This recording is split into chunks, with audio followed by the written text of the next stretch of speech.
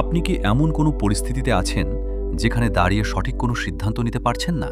বিয়ে, ক্যারিয়ার বা ব্যবসা, কোনটি আপনার জন্য ভালো হবে তা নিয়ে কি দ্বিধায় ভুগছেন?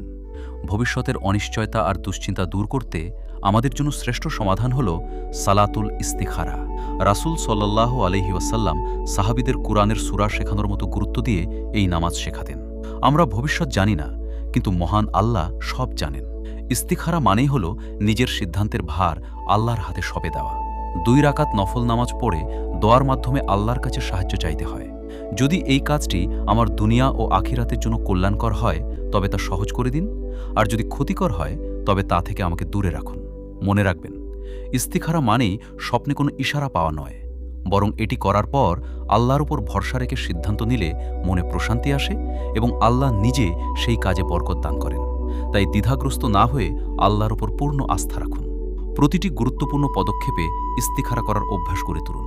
আল্লাহ আমাদের জন্য যা উত্তম তাই নির্ধারণ করবেন।